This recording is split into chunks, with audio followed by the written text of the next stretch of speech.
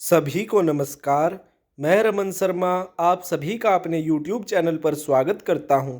अगर आप इस चैनल पर नए हैं तो चैनल को सब्सक्राइब करें, वीडियोस को लाइक, कमेंट और शेयर करें। हमारा उद्देश्य समाज के उन नौजवान साथियों को मुफ्त शिक्षा उपलब्ध करवाना है जो आर्थिक तंगी या अन्य किसी पारिवारिक समस्या के कारण कोचिंग नहीं ले पा रहे हैं। आज हम मध्यकालीन भारतीय इतिहास के अंतर्गत दिल्ली सल्तनत में लोदी वंश के बारे में पढ़ाएंगे। यह दिल्ली सल्तनत का अंतिम वंश है। इससे संबंधित महत्वपूर्ण प्रश्नों पर चर्चा करेंगे। आप चाहे किसी भी एग्जाम की तैयारी कर रहे हो, आपके लिए यह वीडियो महत्वपूर्ण होने वाली है। और अगर आप इतिहास में दिलचस्पी रखते हैं तो भी आपको कई नई नई बातें इस वीडियो से जानने को मिलेंगी। तो अंत तक जरूर बने रहें। समय को ज़्यादा खराब न करते हुए आगे बढ़ते हैं। सबसे पहले बात करेंगे लोदी वंश के संस्थापक के बारे में, जो बहलोल लोदी है। तो बहलोल लोदी से संबंधित महत्वपूर्ण प्रश्नों पर चर्चा करते हैं। लोदी वंश का संस्थापक कौन है? बहलोल लोदी है। दिल्ली में प्रथम अफगान राज्य का संस्थापक बहलोल लोदी है। बहलोल लोदी 19 अप्रैल 1451 ईस्वी को बहलोल शाह गाजी की उपाधि से दिल्ली की गद्दी पर बैठा था। नेक्स्ट आगे बढ़ते हैं। बहलोल लोदी अफगानिस्तान के गिजलई कबीले की एक शाखा साहूलेख में पैदा हुआ था। बहलोल लोदी ने अफगान सरदारों को जागीरें प्रदान की। बहलोल लोदी अपने सरदारों को मकसद ए अली कहकर पुकारता था। बहलोल लोदी अपने सरदारों के खड़े रहने पर स्वयं भी खड़ा रहता था, यानी वो अपने सरदारों को इज्जत बख्शा करता था। नेक्स्ट आगे बढ़ते हैं। बहलोल लोदी ने बहलोली नामक सिक्के चलाए थे और ये सिक्के अकबर के शासनकाल तक प्रचलन में रहे थे। नेक्स्ट, बहलोल लोदी ने जौनपुर को दिल्ली सल्तनत में मिलाया। और जब बहलोल लोदी ने जौनपुर को दिल्ली सल्तनत में मिलाया उस समय जौनपुर पर सरकी वंश का शासन था। नेक्स्ट, बहलोल लोदी की मृत्यु 1489 ईस्वी में हुई थी। बहलोल लोदी का पुत्र और उत्तराधिकारी कौन था? निजाम खान था। नेक्स्ट आगे बढ़ते हैं। अब हम सिकंदर लोदी से संबंधित महत्वपूर्ण प्रश्नों पर चर्चा करेंगे। बहलोल लोदी की मृत्यु के बाद उसका बेटा निजाम खां 17 जुलाई 1489 ईस्वी को सुल्तान सिकंदर शाह के नाम से दिल्ली की गद्दी पर बैठा। बनारस का युद्ध 1494 ईस्वी को सिकंदर लोदी और हुसैन शाह सरकी के बीच लड़ा गया था। जौनपुर के हुसैन शाह सरकी को पराजित कर सिकंदर लोदी ने बिहार तथा तिरहुत को दिल्ली सल्तनत में मिला लिया था। नेक्स्ट आगे बढ़ते हैं। सिकंदर लोदी ने 1504 ईस्वी में आगरा नगर बसाया और इसे अपनी राजधानी बनाया। तो सबसे पहले क्वेश्चन बनेगा कि आगरा नगर की स्थापना किसने की थी? सिकंदर लोदी ने की थी। कब की थी? 1504 में की थी। फिर पूछ सकता है कि सिकंदर लोदी की राजधानी क्या थी? आगरा थी।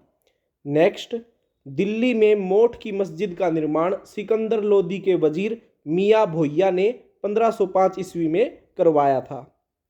नेक्स्ट, सिकंदर लोदी ने भूमि पैमाइश के लिए गज ए सिकंदरी पैमाने का प्रचलन किया। नेक्स्ट आगे बढ़ते हैं। सिकंदर लोदी ने मुसलमानों को मुहर्रम में ताजिया निकालने, मुसलमान क्षत्रियों को पीरों और फकीर संतों की मजार पर जाने पर प्रतिबंध लगा दिया। सिकंदर लोदी ने ब्राह्मणों पर जजिया पुनः लगा दिया, यानी जजिया ब्राह्मणों पर दोबारा लगाने वाला शासक कौन था? सिकंदर लोदी था। नेक्स्ट, सिकंदर लोदी ने नगरकोट के ज्वालामुखी मंदिर की मूर्ति को तोड़कर उसके टुकड़ों को कसाईयों को दे दिया था। क्या करने के लिए? मांस तोलने के लिए। ज्वालामुखी मंदिर कहाँ पर स्थित है? नगरकोट, कांगड़ा में। कांगड़ा का प्राचीन नाम क्या है? नगरकोट। नगरकोट का आधुनिक नाम कांगड़ा। ज्वालामुखी मंदिर कहाँ स्थित है? नगरकोट या कांगड़ा में स्थित है। नेक्स्ट आगे बढ़ते हैं। सिकंदर लोदी ने संस्कृत के आयुर्वेदिक ग्रंथ को फारसी भाषा में फरहंगे सिकंदरी के नाम से अनुवाद करवाया। सिकंदर लोदी ने फारसी भाषा में गुलरुखी शीर्षक से कविताएं लिखी। तो गुलरुखी एक कविताओं का संग्रह था। तो गुलरुखी कविताएं या गुलरुखी शीर्षक से कविताएं किस शासक ने लिखी थी? सिकंदर लोदी ने लिखी थी।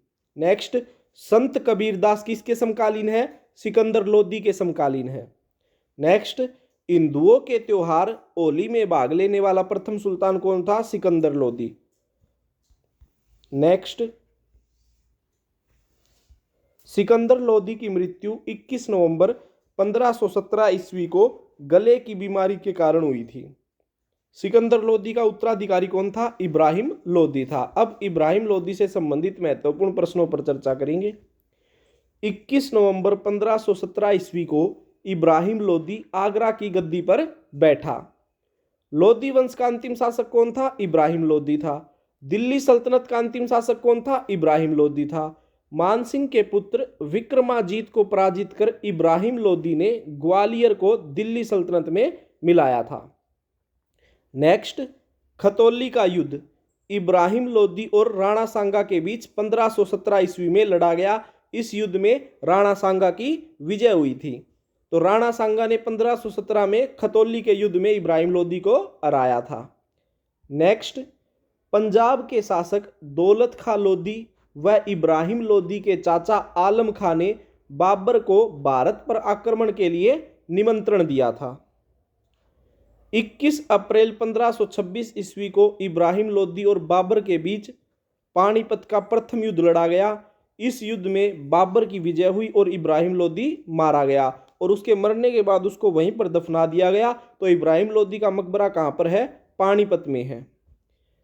तो आज हमने लोदी वंश से संबंधित महत्वपूर्ण प्रश्नों पर चर्चा की। यह दिल्ली सल्तनत का अंतिम वंश था। इसके बाद दिल्ली पर मुगल सल्तनत ने राज किया था। तो जो मुगल शासक थे उनके बारे में हम आगे आने वाली वीडियोस के अंदर पढ़ेंगे। आशा करता हूं आपको ये अच्छे से समझ में आ गया होगा। इन सभी प्रश्नों को अच्छे से याद कर लीजिएगा। धन्यवाद। जय हिंद, जय भारत।